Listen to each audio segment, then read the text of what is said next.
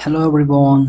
നമ്മൾ നമ്മുടെ പി ബ്ലോക്കിൻ്റെ ചാപ്റ്ററിൻ്റെ 7ാമത്തെ പാർട്ടാണ് സ്റ്റാർട്ട് ചെയ്യാൻ പോകുന്നത്. നമ്മൾ കഴിഞ്ഞ പാർട്ട് നമ്മുടെ ഫിസിക്കൽ പ്രോപ്പർട്ടീസ് വരെ പറഞ്ഞു നിർത്തി 14th ഗ്രൂപ്പ് എലമെൻസിൻ്റെ.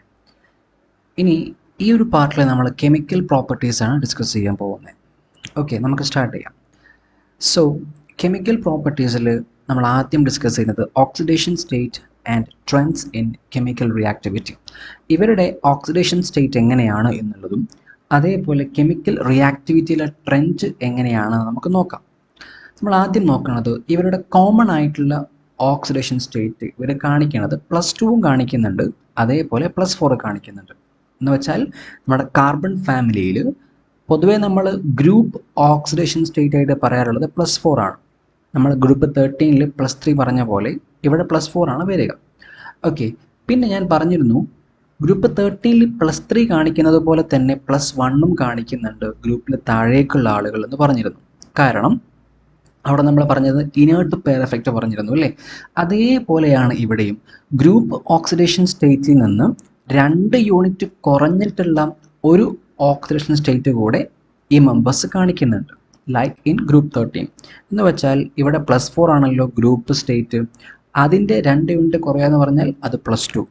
ഓക്കെ, അപ്പോൾ ഇവിടെ +2ഉം കാണിക്കുന്നുണ്ട്, +4ഉം കാണിക്കുന്നുണ്ട്. Okay, their valence shells contain 4 electrons, so the maximum possible oxidation state is +4. ഇവരുടെ വാലൻസ് ഷെല്ലിൽ നമ്മൾ കണ്ടതാണല്ലേ, ഞാൻ പാർട്ട് 6ൽ ഓരോ ആളുകളുടെയും ഇലക്ട്രോണിക് കോൺഫിഗറേഷൻ കാണിച്ചിട്ട് ഞാൻ പറഞ്ഞിരുന്നു വാലൻസ് ഷെല്ലിൽ എത്രയേ വരുന്നുള്ളൂ, 4 എണ്ണമേ വരുന്നുള്ളൂ. ഓക്കെ, അപ്പോൾ അതുകൊണ്ട് ഇവർക്ക് മാക്സിമം പോസിബിൾ ആയിട്ടുള്ള സ്റ്റേറ്റ് എത്രയാണ്, +4 വരെ കാണിക്കാൻ പറ്റത്തുള്ളൂ. ഇനി നമ്മുടെ ഗ്രൂപ്പിന് താഴേക്കുള്ള ആളുകളുണ്ടല്ലോ, അപ്പോൾ നമ്മൾ പറയുവാണെങ്കിൽ carbon, silicon, germanium, tin, lead, അതേപോലെ ഫ്ലറോവിയം, ഇത്രയും നമ്മൾ പറഞ്ഞു നിർത്തിയിരുന്നു അല്ലേ? അപ്പോൾ താഴേക്കുള്ള ആളുകളൊക്കെ എന്തേ കാണിക്കത്തുള്ളൂ, ലോവർ ഓക്സിഡേഷൻ സ്റ്റേറ്റ് അഥവാ +2 ആണ് കാണിക്കുക. എന്തിനേക്കാൾ കൂടുതൽ, +4. അവർക്ക് +4നേക്കാളിലും +2 ആണ് കൂടുതൽ സ്റ്റേബിൾ, കാരണം due to inert pair effect. ഇനി ഞാൻ ഒന്നുകൂടെ ഇവിടെ പറയാം എന്താണ് ഇനേർട്ട് പെയർ എഫക്റ്റ് എന്ന് പറഞ്ഞു കഴിഞ്ഞാൽ നോക്കാം നമുക്ക്. ഇനേർട്ട് പെയർ എഫക്റ്റ് എന്ന് പറഞ്ഞു കഴിഞ്ഞാൽ the tendency of the outer s electrons to remain paired and not may take part in bonding down the group because of poor shielding effect.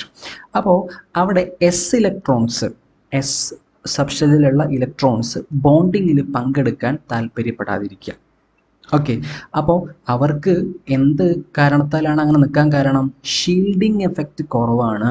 Shielding effect കുറയാന്ന് പറഞ്ഞാൽ എന്താ മീനിങ്, ന്യൂക്ലിയസിൻ്റെ അട്രാക്ഷൻ നല്ലപോലെ കൂടും. Shielding കൂടുമ്പോഴല്ലേ attraction തടഞ്ഞു നിർത്താൻ പറ്റുക. എന്നാൽ shielding effect വളരെ പുവറാണ് എന്നുണ്ടെങ്കിൽ അവിടെ എന്ത് കൂടും, നല്ല അട്രാക്ഷൻ ഉണ്ടാവും ന്യൂക്ലിയസിൻ്റെ. അപ്പോൾ ഇവർക്ക് പങ്കെടുക്കാൻ പറ്റൂ, ഇല്ല. അപ്പോൾ 2 ഇലക്ട്രോൺസ് വെച്ചാൽ ലാസ്റ്റ് P സബ്ഷെല്ലിലുള്ള 2 ഇലക്ട്രോൺസ് മാത്രമേ അവിടെ പങ്കെടുക്കുള്ളൂ റിയാക്ഷനിൽ. അപ്പോൾ അതുകൊണ്ടാണ് അവർ +2 കാണിക്കേണ്ടത്. കാര്യം പിടി കിട്ടിയല്ലോ? ഓക്കെ, അപ്പോൾ ആ ഗ്രൂപ്പ് 14ൽ താഴേക്കുള്ള ആളുകൾ +4നേക്കാളിലും കൂടുതൽ അവരെന്താ കാണിക്കുക, സ്റ്റേബിൾ ആയിട്ടുള്ള +2 ഓക്സിഡേഷൻ സ്റ്റേറ്റ് ആണ് കാണിക്കുക. അപ്പോൾ അതുകൂടെ ഓർത്ത് വെക്കണം കേട്ടോ. ഇനി കാർബണിൻ്റെ കേസ് നോക്കുവാണെങ്കിൽ കാർബണിൻ്റെ കേസിൽ സ്റ്റേബിൾ ആയിട്ടുള്ളത് +4 ആണ്, അതേപോലെ -4ഉം സ്റ്റേബിൾ ആണ്. Okay, +4 and -4 oxidation States. ഇനി സിലിക്കണും ജെർമനിയും നോക്കുവാണെങ്കിൽ അവരുടെ കേസിൽ +4 ഓക്സിഡേഷൻ സ്റ്റേറ്റ് ആണ് സ്റ്റേബിൾ ആയിട്ടുണ്ടാവുക. ഓക്കെ, പിന്നെ ടിന്ന് ആൻഡ് ലെഡ് രണ്ടുപേരെയും നോക്കിക്കഴിഞ്ഞാൽ അവർ താഴേക്കുള്ള ആളുകളില്ലേ ഗ്രൂപ്പിൽ, അപ്പോൾ അതുകൊണ്ട് അവർക്ക് +4നേക്കാളും സ്റ്റേബിൾ ഏതാണ്, +2 ഓക്സിഡേഷൻ സ്റ്റേറ്റ് ആണ്. ഓക്കെ, ഇനി നമ്മുടെ കാർബൺ എന്ന് പറയുന്ന എലിമെൻറ്റ് അതിലെ ഫസ്റ്റ് മെമ്പർ, അയാളുടെ അടുത്ത് എന്തില്ല, ഡി ഓർബിറ്റൽ എന്ന് പറയുന്ന ഓർബിറ്റൽ ആബ്സെൻ്റ് ആണ് അല്ലേ? So it cannot expand it's equivalence more than 4. 4നേക്കാളും കൂടുതലായിട്ട് എന്ത് ചെയ്യാൻ കഴിയില്ല, അതിൻ്റെ വാലൻസ് എക്സ്പാൻഡ് ചെയ്യാൻ കഴിയില്ല. നമ്മൾ ബോറോണിൻ്റെ കേസിൽ പറഞ്ഞ അതേപോലെ തന്നെയാണ് ഇവിടെയും പറയുന്നത്. ഓക്കെ, ഡി ഓർബിറ്റൽ ആബ്സെൻ്റ് ആണ്. ഇനി നിങ്ങൾ നോക്കൂ, ഇവിടെ മെറ്റൽ 4+ അയോൺ അല്ലെങ്കിൽ +4 ഓക്സിഡേഷൻ സ്റ്റേറ്റിൻ്റെ സ്റ്റെബിലിറ്റി താഴേക്ക് വരുമ്പം എന്ത് ചെയ്യും, ഡൗൺ ഗ്രൂപ്പ് വരുമ്പം കുറഞ്ഞുകൊണ്ടേയിരിക്കും. നിങ്ങൾ നോക്കി എക്സാമ്പിൾ നോക്കുകയാണെങ്കിൽ ഇപ്പം ജെർമേനിയവും ടിന്നും ലെഡും ഓരോന്നിൻ്റെയും +4 സ്റ്റേറ്റിലുള്ള അയോൺസ് ഞാൻ എടുത്തു കഴിഞ്ഞാൽ ഏറ്റവും സ്റ്റേബിൾ ആരായിരിക്കും? ജെർമേനിയം +4 ആയിരിക്കും. പിന്നെ അതിനേക്കാളും സ്റ്റേബിലിറ്റി കുറവായിരിക്കും ടിന്നിൻ്റെ +4 സ്റ്റേജിലുള്ള അയോണിന്. അതേപോലെ ലെഡിന് ഏറ്റവും കുറവായിരിക്കും. കാരണം അവർക്ക് സ്റ്റേബിൾ ഏതാണ്? +2 ആണ് വരിക. ഇനി നമ്മൾ നോക്കാം. The stability of M2+ ion or the +2 oxygen state increases down the group. നിങ്ങൾ നോക്കിക്കഴിഞ്ഞാൽ നേരെ തിരിച്ച് ഇവിടെ നമ്മൾ +4 എടുത്തപ്പം ഇങ്ങനെ ഉണ്ടായിരുന്നു അല്ലേ? അതിന് നേരെ ഓപ്പോസിറ്റ് ആണ് ഏത് കേസിൽ വരിക? +2 ആവുന്ന സമയത്ത് വരിക. ഓക്കെ, ഇനി Pb+4 അല്ലെങ്കിൽ ലെഡിൻ്റെ +4 സ്റ്റേറ്റ് എന്ന് പറയുന്നത് എന്താണ്? ലെസ് സ്റ്റേബിൾ ആണ്. Thus act as oxidising agent. Okay, oxidising agent എന്ന് പറഞ്ഞാൽ അയാൾക്ക് സംഭവിക്കുന്ന എന്തായിരിക്കും? റിഡക്ഷൻ ആണ് സംഭവിക്കുക. ഓക്കെ, റിഡക്ഷൻ സംഭവിക്കുക എന്ന് പറഞ്ഞു കഴിഞ്ഞാൽ ഈ +4 എന്തായി നിൽക്കാനാണ് ഇഷ്ടപ്പെടുക? +2 ആയിട്ട് നിൽക്കാനാണ് ഇഷ്ടപ്പെടുക. ഓക്കെ, ഇത് നമ്മൾ പഠിച്ചിട്ടുണ്ടാവും അല്ലേ? റിഡോക്സ് റിയാക്ഷൻ എന്ന് പറഞ്ഞ ചാപ്റ്ററിനകത്ത് നമ്മൾ പഠിച്ചിട്ടുണ്ടാവും. ഓക്സിഡൈസിങ് ഏജൻറ്റ് എന്ന് പറഞ്ഞാൽ അയാൾക്ക് സംഭവിക്കുന്നത് എന്തായിരിക്കും? റിഡക്ഷൻ ആയിരിക്കും. അതേപോലെ റെഡ്യൂസിങ് ഏജൻറ്റ് എന്ന് പറഞ്ഞു കഴിഞ്ഞാൽ അയാൾക്ക് സംഭവിക്കുന്നത് ഓക്സിഡേഷനും ആയിരിക്കും. ഓക്കെ, നമുക്കറിയാവുന്ന കാര്യം തന്നെയാണ്. ഇനി നിങ്ങൾ നോക്കൂ, ലെസ് സ്റ്റേബിൾ ആയിട്ടുള്ള ആളാണ് നമ്മുടെ Pb+4 അല്ലേ? അപ്പോൾ ഞാൻ പറഞ്ഞു ഇയാൾ എന്തായിട്ട് ആക്ട് ചെയ്യും? ഓക്സിഡൈസിങ് ഏജൻ്റ് ആയിട്ട് ആക്ട് ചെയ്യും. അയാൾക്ക് സംഭവിക്കുന്നത് എന്തായിരിക്കും? റിഡക്ഷൻ ആയിരിക്കും. റിഡക്ഷൻ എന്ന് പറഞ്ഞാൽ എന്താണ്? അയാൾ എന്തിനെ സ്വീകരിക്കും? ഇലക്ട്രോണിനെ സ്വീകരിക്കും.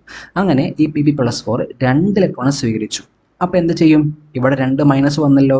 അപ്പോൾ 4 പ്ലസിലേക്ക് 2 മൈനസ് വന്നാൽ പിന്നെ 2 പ്ലസ് ബാക്കി ഉണ്ടാവും അല്ലേ? നോക്കൂ നിങ്ങൾ, Pb2+ ഫോം ചെയ്തു. അപ്പോൾ ഇയാൾക്ക് മോർ സ്റ്റേബിൾ ഏതാണ്? Pb2+ ആണ് എന്ന് കാണിച്ചതാണ് കേട്ടോ. ഓക്കെ, ഇനി നിങ്ങൾ നോക്കൂ, ഞാൻ ഇവിടെ കാണിച്ചിട്ടുണ്ട് carbon, silicon, germanium, tin, lead. ഇതിൽ കാർബൺ എന്ന് പറയുന്നത് നോൺ മെറ്റൽ ആയിട്ടുള്ള ആളാണ് അല്ലേ? അതേപോലെ സിലിക്കണും നോൺ മെറ്റൽ ആയിട്ടുള്ള ആളാണ്. ജെർമേനിയം എന്താണ്? മെറ്റലോയിഡ് ആണ്.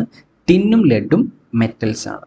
Okay, carbon, silicon non metals, germanium metalloid, tin and lead metals. ഇനി ഇവരുടെ കളർ നോക്കിക്കഴിഞ്ഞാൽ കാർബൺ ബ്ലാക്ക് ആണ്, സിലിക്കൺ ലൈറ്റ് ബ്രൗൺ ആണ്, ജെർമേനിയം ഗ്രേയിഷ് വൈറ്റ് ആണ്, ടിന്നും ലെഡും രണ്ടും എന്താണ്? സിൽവറി വൈറ്റ് ആണ്. അതേപോലെ ഇവരുടെ സ്റ്റേറ്റ് നോക്കിക്കഴിഞ്ഞാൽ ഓക്സിഡേഷൻ സ്റ്റേറ്റ്സ് +4+4, സിലിക്കണും കാർബണും +4 ആണ് കാണിക്കുന്നത് കൂടുതലും. ഇനി ജെർമേനിയം ആണെങ്കിലോ അവൻ +4ഉം കാണിക്കുന്നുണ്ട്, +2ഉം കാണിക്കുന്നുണ്ട്. അതേപോലെ ടിന്നും ലെഡും ഒക്കെ +4ഉം +2ഉം കാണിക്കുന്നുണ്ട്. പക്ഷെ അവർക്ക് സ്റ്റേബിൾ ഏതാണ്? +2 ആണ് സ്റ്റേബിൾ ദാൻ +4. ഓക്കെ, ഇനി റിയാക്ടിവിറ്റി ടുവേർഡ്സ് ഓക്സിജൻ. ഓക്സിജനുമായിട്ടുള്ള റിയാക്ഷൻ എങ്ങനെയാണെന്ന് നമുക്ക് നോക്കാം. ഓക്കെ, ഇവർ 2 തരത്തിലുള്ള ഓക്സൈഡ്സ് ഫോം ചെയ്യുന്നുണ്ട് നമ്മുടെ ഗ്രൂപ്പ് 14 എലമെൻറ്റ്സ് അല്ലെങ്കിൽ കാർബൺ ഫാമിലി എന്ന് പറയുന്ന ആളുകൾ. ഓക്കെ, അപ്പം എന്തൊക്കെയാണ് എന്ന് നോക്കാം നമുക്ക് അല്ലേ? ഒന്ന് മോണോക്സൈഡ്സ് ആണ് അവർ ഫോം ചെയ്യുന്നത്. നമുക്ക് നോക്കാം അതിൻ്റെ റിയാക്ഷൻ, അതിൻ്റെ ഇക്വേഷൻ എങ്ങനെ നോക്കാം. M+O2 limited amount. ഓക്കെ, നമ്മൾ ഒരുപാട് ഓക്സിജൻ കൊടുക്കുന്നില്ല, ഒരു ലിമിറ്റഡ് എമൗണ്ട് ഓക്സിജൻ മാത്രമേ മെറ്റലിലേക്ക് കൊടുക്കുന്നുണ്ടെങ്കിൽ എന്തായിരിക്കും? നമ്മൾ ഹീറ്റ് ചെയ്യുന്നു, അപ്പോൾ സംഭവിക്കുന്നത് എന്താണ്? അവിടെ MO ഫോം ചെയ്യും. എന്ന് വെച്ചാൽ മോണോക്സൈഡ് അല്ലേ? എന്ന് വെച്ചാൽ ഒരു മെറ്റലും ഒരു ഓക്സൈഡ് അല്ലെങ്കിൽ നമ്മുടെ ഒരു എലമെൻറ്റും ഒരു ഓക്സിജനും മാത്രമല്ലേ ഉള്ളൂ. സോ നമുക്ക് എന്ത് വിളിക്കാം? അതിനെ മോണോക്സൈഡ് എന്ന് വിളിക്കാം. ഓക്കെ, അതിൽ ഇവിടെ M എന്ന് പറഞ്ഞാൽ എന്താണ്? ഗ്രൂപ്പ് 4A എലമെൻറ്റ്സ് അല്ലെങ്കിൽ carbon, silicon, germanium, tin, lead. ഈ ആളുകളാണ് നമ്മൾ M എന്ന് എളുപ്പത്തിൽ കാണിച്ചത് കേട്ടോ. ഇനി രണ്ടാമത്തെ ആളുകൾ ആരാ? ഡയോക്സൈഡ്സ് ആണ്. എന്ന് വെച്ചാൽ ഇവിടെയും നമ്മൾ നമ്മുടെ എലമെൻ്റ് എടുക്കുന്നുണ്ട്, ഗ്രൂപ്പ് 4 എലമെൻ്റ് എടുക്കുന്നുണ്ട്. തൊട്ടപ്പുറത്ത് ആരാ ഉള്ളത്? നമ്മുടെ ഓക്സിജൻ തന്നെയാണ്. പക്ഷേ അതെന്തായിരിക്കും? ലിമിറ്റഡ് ആയിരിക്കില്ല, എക്സസ് ആയിരിക്കും ഉണ്ടാവുക. ഓക്കെ, നിങ്ങൾ നോക്കൂ, എക്സസ് എമൗണ്ട് ഞാൻ ഓക്സിജൻ എടുത്തു, then ഹീറ്റ് ചെയ്തു, അപ്പോൾ എനിക്ക് എന്താ കിട്ടുക? ഡയോക്സൈഡ് ആണ്. ഒരു എലമെൻറ്റിന് 2 ഓക്സിജൻ എന്നാണ് ഞാൻ പറഞ്ഞത്. ഓക്കെ, അപ്പം എന്തായി? ഡയോക്സൈഡ്സ് ആയി. മനസ്സിലായല്ലോ? ഇനി എക്സാമ്പിൾ നോക്കാം. മോണോക്സൈഡിൻ്റെ കേസിൽ, ഡയോക്സൈഡിൻ്റെ കേസിൽ നമുക്ക് എക്സാമ്പിൾ നോക്കാം. മോണോക്സൈഡ്സിൽ കാർബൺ, ജെർമേനിയം, ടിന്ന്, ലെഡ്. ഇതിൽ സിലിക്കൺ ഇവിടെ പറഞ്ഞിട്ടില്ല അല്ലേ? നമുക്ക് നോക്കാം എന്തുകൊണ്ട് പറഞ്ഞില്ല എന്നുള്ളത്. അപ്പോൾ കാർബൺ മോണോക്സൈഡ് എന്ന് പറയുമ്പം അത് ന്യൂട്രൽ ആയിട്ടുള്ള ഒരു ഓക്സൈഡാണ്. ജെർമേനിയം ഓക്സൈഡ് ആണെങ്കിലോ അത് അസിഡിക് നേച്ചർ കാണിക്കുന്ന ആളാണ്. ഇത് ഓർത്ത് വെക്കണം. കാർബൺ മോണോക്സൈഡ് ന്യൂട്രലാണ്, ജെർമേനിയത്തിൻ്റെ ഓക്സൈഡ് ആണെങ്കിലോ അത് ആസിഡിക് ആണ്. എന്നാൽ ടിന്നിൻ്റെയും ലെഡിൻ്റെയും മോണോക്സൈഡ്സ് അത് ആംഫോട്ടറിക് ആണ്. എന്താ ഈ ആംഫോട്ടറിക് എന്ന് പറഞ്ഞാൽ? നമ്മൾ മുമ്പ് പറഞ്ഞിരുന്നു, ആംഫോട്ടറിക് എന്ന് പറഞ്ഞു കഴിഞ്ഞാൽ അയാൾക്ക് ആസിഡ് സ്വഭാവവും അതേപോലെ ബേസിക് സ്വഭാവവും രണ്ടും ഉള്ള ആളായിരിക്കും ആംഫോട്ടറിക് എന്ന് വിളിക്കാം. ഓക്കെ, ഇനി നമ്മൾ ഒരാളെ വിട്ടിരുന്നു അല്ലേ ഇവിടെ, ഈ ഒരു ഇടയ്ക്ക് കാർബൺ കഴിഞ്ഞ് സിലിക്കൺ വരേണ്ടി പക്ഷെ നമ്മൾ പറഞ്ഞില്ല. കാരണം എന്താണെന്ന് വെച്ചാൽ ഈ സിലിക്കൺ മോണോക്സൈഡ് എന്ന് പറയുന്ന അയാൾ ഹൈ ടെമ്പറേച്ചറിൽ മാത്രമേ എക്സിസ്റ്റ് ചെയ്യത്തുള്ളൂ. ഓക്കെ, പിന്നെയോ അയാളുടെ നേച്ചർ എന്താണ്?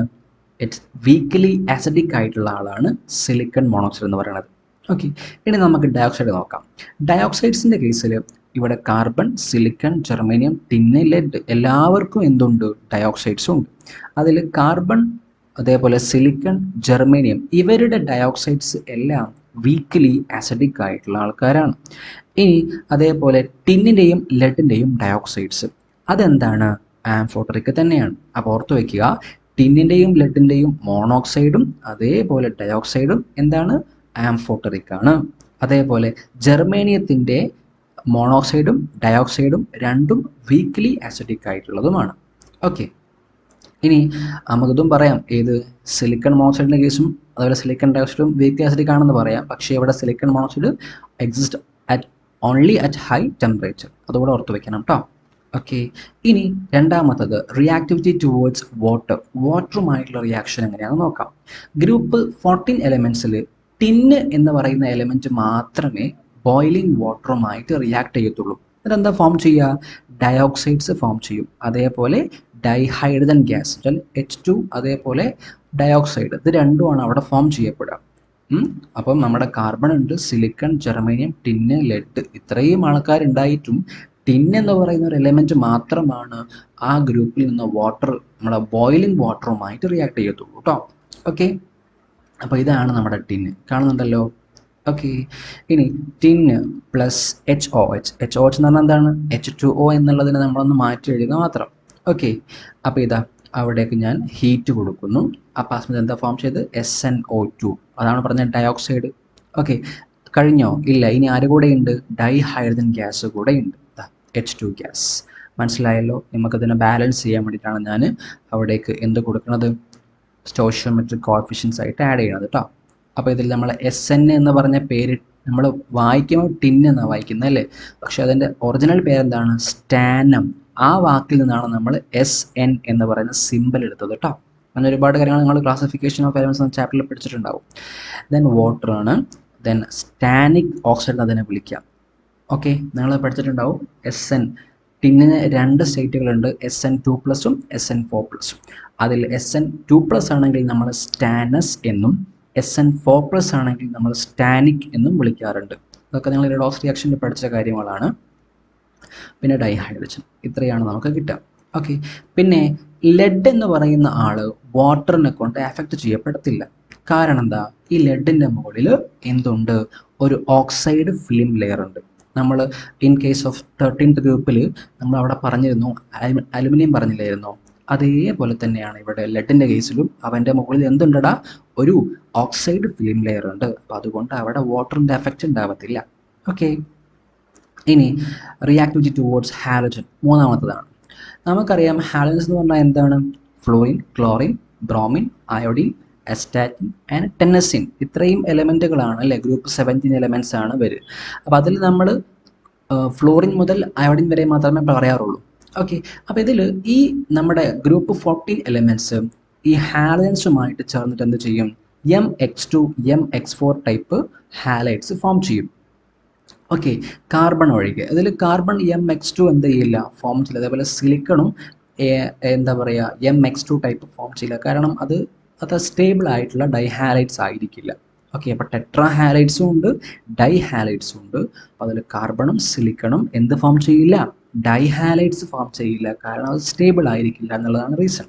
ഓക്കെ, ഇനി നമ്മൾ നോക്കൂ, M+X2 ലിമിറ്റഡ് എമൗണ്ട് കൊടുക്കുകയാണെങ്കിൽ നമുക്ക് എന്ത് കിട്ടും? ഹീറ്റ് ചെയ്ത് കൊടുത്താൽ MX2 കിട്ടും. അതേപോലെ ഇനി M+X2 എടുത്തു, അത് ഞാൻ എക്സസ് കൊടുക്കുവാണ് എങ്കിൽ, എന്നിട്ട് ഹീറ്റ് ചെയ്ത് കൊടുത്താൽ എനിക്ക് എന്താ കിട്ടുക? MX4 എന്ന് വെച്ചാൽ ടെട്രാ ഹാലൈഡ് ആണ് എനിക്ക് കിട്ടുക. ഓക്കെ, മനസ്സിലായല്ലോ? ഇനി നിങ്ങൾ നോക്കൂ, നമ്മുടെ ഹെവിയർ മെമ്പേഴ്സ് ആയിട്ടുള്ള ജെർമേനിയം, അതേപോലെ ടിന്ന്, ലെഡ് ഇവരൊക്കെ എന്ത് ഫോം ചെയ്യും? MX2 ടൈപ്പ് വെച്ചാൽ ഡൈഹാലൈഡ്സ് ഫോം ചെയ്യും. പിന്നെ മോസ്റ്റ് ഓഫ് ദ MX4 വെച്ചാൽ ടെട്രാ ഹാലൈഡ്സും എന്താണ്? അവർ കൊവാലൻ്റ് ആണ്. അവരുടെ നേച്ചർ എന്താണ്? ബോണ്ടിൻ്റെ നേച്ചർ എന്താണ്? ക്വാലന്റ് ബോണ്ടിലാണ് അവർ ഫോം ചെയ്യുക. എന്നാൽ ടിന്നിൻ്റെ ടെട്രാ ഫ്ലൂറൈഡ് അതേപോലെ ലെഡിൻ്റെ ടെട്രാ ഫ്ലൂറൈഡ് ഇത് രണ്ടും എന്താണ്? അയോണിക് ആണ്. നമുക്ക് തന്നെ മനസ്സിലാക്കാൻ പറ്റും. നമ്മൾ പറഞ്ഞിരുന്നു ടിന്നും ലെഡും മെറ്റൽസ് അല്ലേ. മെറ്റൽ എന്ന് പറഞ്ഞാൽ അവർക്ക് ഇലക്ട്രോ പോസിറ്റീവ് ക്യാരക്ടർ വളരെ കൂടുതലായിരിക്കുമല്ലോ. മാത്രമല്ല അവരുടെ എന്ത് കുറവാണടാ, ഇലക്ട്രോ നെഗറ്റിവിറ്റിൻ്റെ വാല്യൂ നമുക്ക് നോക്കിയിട്ടുണ്ടായിരുന്നു അല്ലേ, അത് വളരെ കുറവാണ്. ഫ്ലൂറിൻ എന്ന് പറയുന്ന ആളോ, അയാൾ ഹൈലി ഇലക്ട്രോ നെഗറ്റീവ് ആയിട്ടുള്ള എലമെൻ്റ് അല്ലേ. അപ്പോൾ ഇലക്ട്രോ നെഗറ്റിവിറ്റി ഡിഫറൻസ് നല്ല പോലെയുള്ള ആൾക്കാരാണ് എങ്കിൽ ഇവർ തമ്മിലുള്ള ബോണ്ട് ഷുവർലി എന്തായിരിക്കണം? അയോണിക് ആയിരിക്കണം. അതുകൊണ്ടാണ് SnF4ഉം PbF4ഉം അവരുടെ നേച്ചർ എന്താണ്? അയോണിക് നേച്ചറാണുള്ളത്. പിന്നെ മാത്രമല്ല PbI4 എന്ന് പറയുന്ന ആള് എക്സിസ്റ്റ് ചെയ്യുന്നില്ല. PbBr4 അല്ലെങ്കിൽ ടെട്രാ അയഡോ ലെഡ്, അല്ലെങ്കിൽ നമുക്ക് എന്ത് വിളിക്കാം? ലെഡിൻ്റെ ടെട്രാ അയോഡൈഡും ടെട്രാ ബ്രോമൈഡും രണ്ടും എക്സിസ്റ്റ് ചെയ്യുന്നില്ല. അതിൻ്റെ റീസൺ ഞാൻ നമ്മുടെ ചാനലിൽ കമ്മ്യൂണിറ്റി സെക്ഷനിൽ ഞാൻ കൊടുക്കുന്നുണ്ട്. ക്വസ്റ്റ്യനും കൊടുക്കുന്നുണ്ട്, ആൻസറും കൊടുക്കുന്നുണ്ട് കേട്ടോ.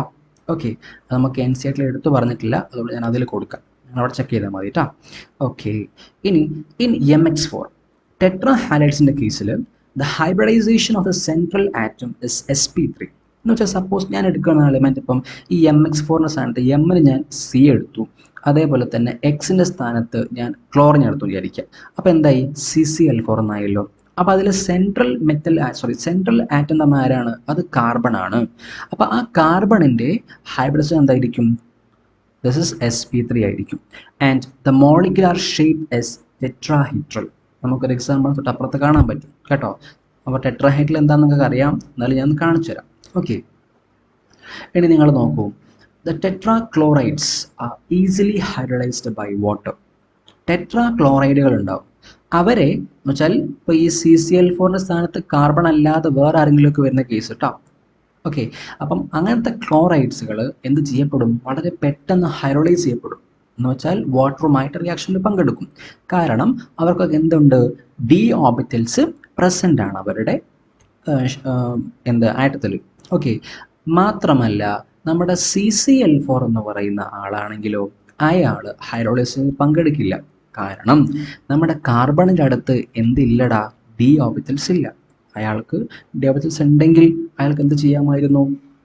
ഒക്ടറ്റ് അല്ലെങ്കിൽ അയാൾക്ക് അയാളുടെ വാലൻസ് അല്ലെങ്കിൽ കവാലൻസ് എക്സ്പാൻഡ് ചെയ്യാൻ പറ്റുമായിരുന്നു അല്ലേ? അത് ചെയ്യാൻ പറ്റില്ല. അപ്പോൾ അത് d ഓർബിറ്റൽ ഇല്ലാത്തത് കൊണ്ട് അയാൾക്ക് ഹൈബ്രിഡൈസേഷൻ പങ്കെടുക്കാൻ പറ്റില്ല. ഓക്കെ, മനസ്സിലായല്ലോ. ഇനി നിങ്ങൾ നോക്കൂ. ഇറ്റ് ഹാപ്പൻസ് ബിക്കോസ്, അതിന് കാരണം എന്താണെന്ന് വെച്ചാൽ central atom can accommodate the lone pair of electrons from the oxygen atom of water molecule in d orbitals. അപ്പോൾ നമ്മൾ പറഞ്ഞു ഈ CCl4 അല്ലാത്ത ആൾക്കാരുടെ കേസിലൊക്കെ അവരെന്തിൽ പങ്കെടുക്കും അല്ലെങ്കിൽ അവരെന്തിനു വിധേയമാക്കും? ഹൈഡ്രോളിസിന് വിധേയമാകുമെന്ന് പറഞ്ഞു. അതിന് കാരണം എന്താണ്? ഈ വാട്ടർ മോളിക്യൂളിൽ നിന്നുള്ള ഓക്സിജൻ്റെ മുകളിൽ എന്തുണ്ട്? ലോൺ പെയർസ് ഉണ്ട്, ഇലക്ട്രോൺസ് അല്ലേ. ബോണ്ടിങ്ങിൽ പങ്കെടുക്കാതെ നിൽക്കുന്ന ലോൺ പെയർസ് ഉണ്ട്. ആ ലോൺ പെയർസിനെ അവിടേക്ക് കൊടുക്കും, നമ്മുടെ സെൻട്രൽ ആയിട്ടുള്ള ആറ്റത്തിലേക്ക് കൊടുക്കും. ആ കൊടുക്കുന്ന ഇലക്ട്രോൺസിനെ അക്കോമഡേറ്റ് ചെയ്യാനുള്ള സ്പേസ് നമ്മുടെ സെൻട്രൽ ആറ്റത്തിന് അടുത്തുണ്ട്. അപ്പോൾ അതുകൊണ്ട് അവർക്ക് എന്ത് ചെയ്യാൻ പറ്റും? ഈ മോളിക്യൂൾസ് അല്ലെങ്കിൽ ഈ ഹൈഡ്രോളിസിസ് റിയാക്ഷനിൽ പങ്കെടുക്കാൻ വേണ്ടി പറ്റും. നമുക്ക് നോക്കാം എങ്ങനെയാണ് എന്നുള്ളത്. നിങ്ങൾ നോക്കൂ, ഇവിടെ hydrolysis can be understood by taking the example of SiCl4. ഞാൻ സിലിക്കൺ ടെട്രാ ക്ലോറൈഡ് വെച്ചിട്ട് നിങ്ങൾക്ക് അതിനെ പറയാൻ പോവുകയാണ് ഹൈഡ്രോളിസിസ് നമ്മൾ എങ്ങനെയാണെന്നുള്ളത്. ഇപ്പം ഇതല്ലേ silicon tetra chloride SiCl4, 4 chlorine ഉണ്ട്, സെൻട്രലായിട്ട് സിലിക്കൺ ഉണ്ട്. എന്താ ഈ ജോമെട്രിൻ്റെ പേര്? ടെട്രാഹൈഡ്രൽ ജോമെട്രി ആണ്, നമ്മൾ പഠിച്ചിട്ടുണ്ടല്ലോ. ഓക്കെ, അപ്പോൾ ഇതിലേക്ക് ഹൈഡ്രോളിസിസ് എന്ന് പറഞ്ഞാൽ ആരാ വരേണ്ടത്? വാട്ടർ അല്ലേ വരേണ്ടത്. ഇവനല്ലേ വാട്ടർ. ഇവൻ്റെ ഷേപ്പ് എന്താണ്? ബെൻഡ് ഷേപ്പ് അല്ലെങ്കിൽ V ഷേപ്പ് നമ്മൾ പഠിച്ചിട്ടുണ്ട് അല്ലേ. ഓക്കെ, അപ്പോൾ ഇതിനകത്ത് ലോൺ പെയർസ് ഉണ്ടല്ലേ ഓക്സിജൻ്റെ മുകളിൽ. ഈ ലോൺ പെയർ ആർക്ക് കൊടുക്കും? നമ്മുടെ ഈ സിലിക്കൺ എന്ന് പറയുന്ന സെൻട്രൽ ആറ്റത്തിലേക്ക് കൊടുക്കും. ഓക്കെ, കൊടുത്തു.